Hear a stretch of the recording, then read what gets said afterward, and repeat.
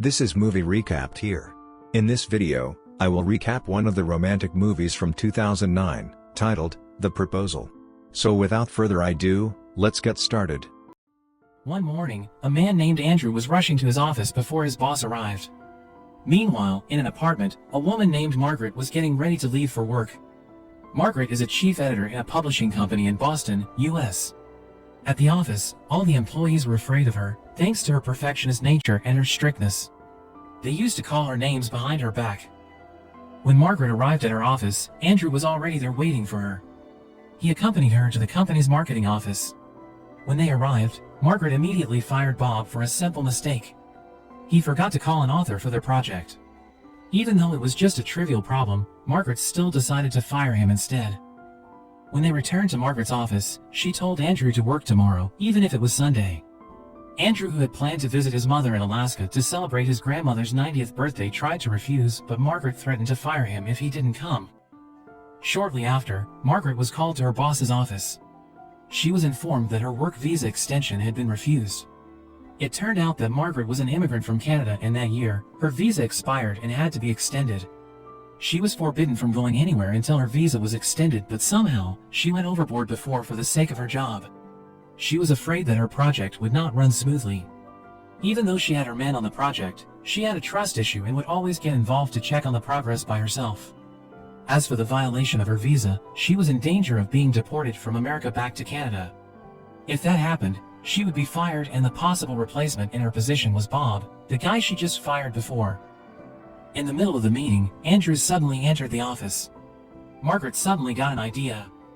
In order for her to keep her position, she told the supervisor that she and Andrew would be legally married soon, and the rule was that if an immigrant married a citizen, the immigrant would also be granted citizenship in just 3 years, not 5 years as the rule initially said. Andrew could say anything but nod. He knew that his boss had a problem, and he kept his mouth to help her out. Thankfully, her boss believed her and suggested she apply the marriage to immigration so that the problem could be resolved quickly. In a matter of seconds, the gossip about Margaret's marriage spread to all staff. They didn't expect Andrew to marry the boss. When they returned to Margaret's office, Andrew, who was already confused with all that, asked what she meant by marrying her. She explained that she was having a problem with her visa and she needed his help with that. But as expected, her high self-esteem showed her bossy nature. She said to apply their marriage documents to immigration without Andrew's consent. She said that they would have a sham marriage until her visa was extended, and in the next month, they would divorce. She reasoned that she didn't want to lose her job because Bob, the guy she fired who hated both of them, would replace her, and to top it all, he would eventually fire Andrew too. She asked him to help her if he wanted to keep his job. After work, they went to immigration to apply for their marriage. She asked the officer to hastily apply for the marriage, but the officer said that an application for 2 different citizenship marriages would take longer than normal marriages. They had to go through an interview process in different places and under full supervision. If they were proven lying about their marriage, Margaret would be deported back to Canada and banned from visiting America, while Andrew would be sentenced to 5 years in prison or fined $250,000. She tried to prove that their marriage was real. She said that they had been dating and they had planned to meet Andrew's parents on Sunday to celebrate his grandmother's birthday. Thankfully, the officer believed their story, but he said that he would still supervise them to make sure everything was right. After they got out of there, Margaret planned her work for the next month and explained all rules when they were doing their fake dating. Feeling that Margaret was taking advantage of him, Andrew felt annoyed, especially since the risk of being found out was too great. If she still wanted to do the thing, Andrew asked for 3 conditions. He wanted his work to be published, moved to the editor division, and lastly, the most shocking of all that made Margaret baffled, he wanted her, a woman with high self-esteem, to kneel down, begging him to marry her. She was shocked to hear all that, but she was in dire need of help, and so she did it. Does this work for you? Oh, I like it. Andrew, please, chairs on top. Marry me? That'll do it. See you at the airport tomorrow. On Sunday, Andrew and Margaret went off to Alaska to meet his parents. On the plane, Margaret said that she would stay in the hotel during her visit. She knew that Alaska was not as luxurious as where they came from and said that Andrew's family must be poor, so she promised not to be a bother to them. Moreover, she told him that later on in the interview, when the officer asked where they usually spent their time while dating, she told Andrew to just say that they mostly spent their time in her apartment. She expected that Andrew's apartment was not as big as hers and thought that the officer wouldn't believe a boss like her would like to spend her time in a small apartment. Hearing that, Andrew didn't say anything. When they arrived, Andrew's mother and grandmother were there to pick them up. On their way, Margaret saw almost every building has Andrew's family name on it. Even the bag's brand he brought had the name Paxton on it. At the port, Margaret asked his permission to look for a hotel, but Andrew's mother offered she stayed with them. When she found out that they had to take a boat to reach his house, she said that Andrew's family was too poor, they had to take the boat to reach their house. She thought that Andrew lived far away from the town because he was so poor.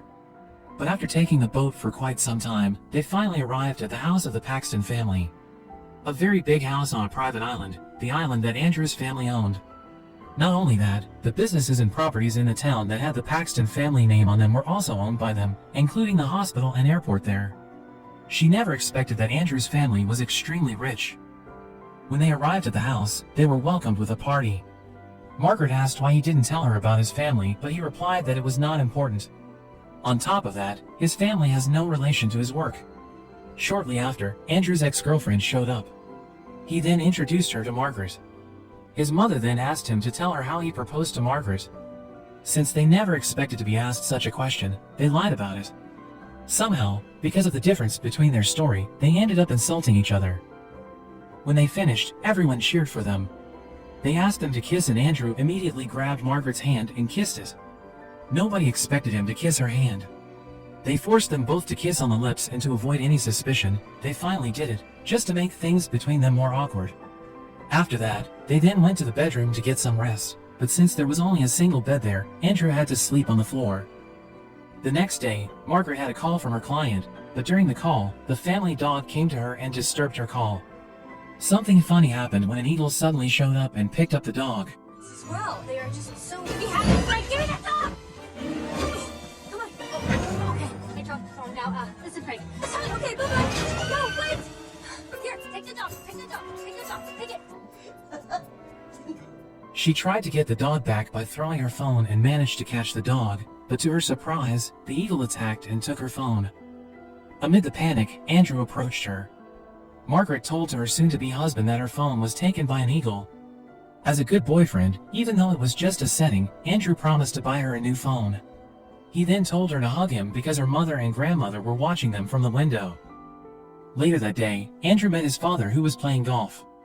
His father told him that he would soon retire and asked him to replace him to take over the family business. It turned out that they had talked about it over and over again. His father even once put him into a relationship with his business partner, but Andrew never wanted to take responsibility for the family business nor accept the matchmaking. He is an adult and he could decide whatever he wanted.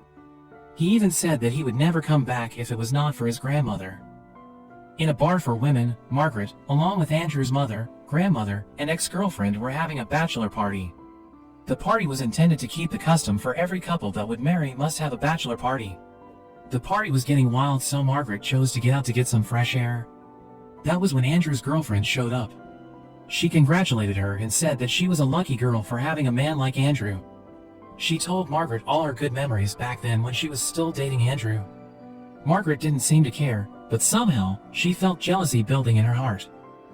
When they came home, they saw Andrew venting his anger by chopping some wood while listening to music. His mother knew well that he would do that every time he argued with his father, so she went to scold his husband. That father-son argument was never been solved ever since the old days. Her husband was always forcing his selfishness on Andrew, even though Andrew always refused. She wanted her husband to respect Andrew's choice for his life and gave in to all the family business stuff. Margaret overheard the conversation from afar. Later on, when Margaret had just come out of the bathroom after taking a shower, Andrew entered the room without knocking. Things between them got awkward once again. At night, Margaret asked Andrew why he chose to be an editor instead of doing his family business. Andrew said that he always dreamed to be an editor since he was just a kid. Carried on by the atmosphere, Margaret told Andrew her life story too. Back then in Canada, she was the only of her parents. She went to America from Canada even though she had nobody here. She struggled to meet her life until she finally had a job in a decent company, even a decent position as she had now. And from there, from the tough life she had, she became what she is now, a hard and strict woman that everyone is scared of at the office. Since then, Andrew got to know her more. He knew that his boss was just like other women, someone that needed love for her. A woman that covered her fragile heart with her toughness. The next morning, when Andrew and Margaret were still sleeping, someone knocked on their room. Margaret panicked and immediately woke Andrew to ask him to move beside her. When the door was opened, all the family went in. Room for one more? Wow. Mother and I have come up with a problem. Dream come true. You'll do it. We don't want to ruin it. That's. Out of nowhere, Andrew's grandmother asked them to move the wedding day to tomorrow, her birthday. They were both shocked and tried to get an excuse to refuse the plan. His grandmother kept pushing them to do so, and they had no choice but to accept it.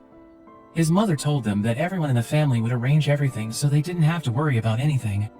When they finally left, Andrew panicked. His family had gone too far with his life. He was afraid that if they married and divorced after just a month, his grandmother would have a heart attack. Unexpectedly, Margaret hugged and consoled her fake lover to calm him down, only to realize what she had done later. Later that morning, Margaret took a bike ride to calm her mind, but instead of calming down, she even got more mixed feelings. She remembered her unconscious act of hugging Andrew that morning. In the middle of the ride, she heard a strange sound from the forest, and when she checked, it was Andrew's grandmother performing a strange ritual to make sure everything went smoothly on the wedding day tomorrow. Margaret joined the ritual, but instead of doing the ritual dance, she instead embarrassed herself. While dancing, Andrew suddenly came to pick her up to buy her a new phone. She was so embarrassed she didn't expect him to see her like that. At the store, after getting her new phone, Margaret said that she had to reply to an email from her client. Knowing her phone wouldn't be able to reply to emails, Andrew took her to an internet cafe. When Margaret was using the computer, she saw Andrew talking to his ex-girlfriend from the window. She was jealous. She knew that she had fallen in love with him, but on the other hand, she also knew that Andrew would never fall in love with a woman like her. On their way home, they met Andrew's mother and grandmother. They told Andrew to wait at the boat while they took Margaret with them. They went to a clothes shop. When trying on a dress, Andrew's grandmother told Margaret that the dress she was using was the dress she used at her wedding. Not only the dress, but Andrew's grandmother also gave Margaret a necklace that had been passed down in the Paxton family. She had been dreaming of giving the necklace to Andrew's future wife, and finally, she was able to do it. She was touched. After years of living alone, she was able to feel the warmth of a family once again. When she got on the boat later, she took over the wheel and took the boat at full speed. In the middle of their way, Margaret told Andrew that she couldn't continue their lies. She couldn't bear to hurt his family that had been nice to her. Andrew panicked at her action, and suddenly, when she let the wheel, the boat took a sharp turn and she fell from the boat. Thankfully, Andrew managed to save her. He looked so worried, as if he didn't want to lose her. Later, when they arrived home, Andrew's father asked both of them to talk with him at the warehouse. Apparently, there was an immigration officer who already waited for them. Somehow, Andrew's father and the officer had found out that the marriage was just a lie they made to smoothen Margaret's visa extension process. The officer threatened Andrew to be honest or he would end up in jail. Hearing the threat, instead of being afraid, Andrew got angry. He was fed up with his father interfering in his personal matters, even to the point of involving the immigration officer. He knew that his father did that to make him give up on his work as an editor and continue the family business. He confidently said that he loved Margaret.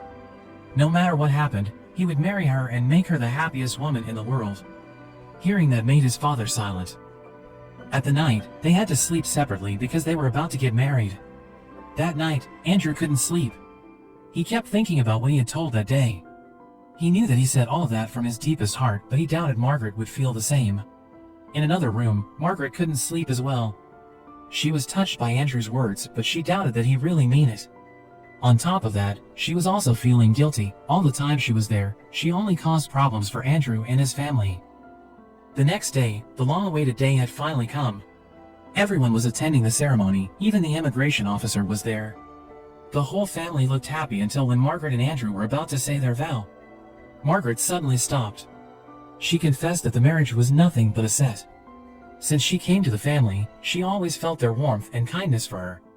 She didn't have the heart to lie to them and decided to confess in front of everyone. She also said that she was the one planning the wedding and Andrew was just a victim because she threatened to fire him if he refused to get involved. After her confession, she immediately left from there. Andrew tried to calm everyone while still thinking about her. He tried to look for her in her room, but to his surprise, she was not there. He only found the wedding dress, the script he wrote, and a letter from Margaret saying she apologized for not publishing his work. She knew how good his work was, but she never published it because she didn't want to lose such a reliable assistant like Andrew. She promised to publish his work before she got deported back to Canada. Suddenly, his ex-girlfriend came. She told him to pursue his love. Hearing that, he rushed to chase Margaret. At the boat, the immigration officer took Margaret home. The officer gave her a day for her to pack her things and left America. On the other hand, Andrew, who was rushing to catch up with Margaret, was stopped by his father. He told Andrews to stop what he was about to do. Looking at the never-ending argument between them both made Andrew's grandmother faint from a heart attack. Not long after, the ambulance plane came to take her to the hospital. On the plane, his grandmother looked so weak. She asked her son and grandson to make up and respect each other's decisions. For her, Andrew and his father decided to stop their argument.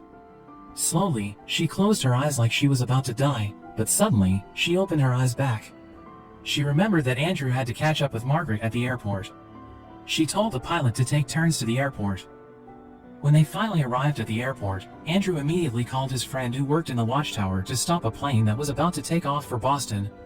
Unfortunately, he was late. The plane was already taken off from there. The next day, Margaret was seen packing things from her office. When she asked one of the staff for help, Andrew showed up in front of her. While catching up his breath after running, he told her not to leave after everything they went through. She had ruined his years working with such a cruel boss. She had ruined the wedding ceremony they had been planning, and the most painful thing was, she had broken his heart for leaving him. He asked her to take responsibility for making him fall in love with her. He told her not to leave after what she had done to him. In front of everyone, he dared himself to propose to her. When she realized that the man he loved proposed to her, Margaret immediately accepted the proposal. They kissed in front of everyone.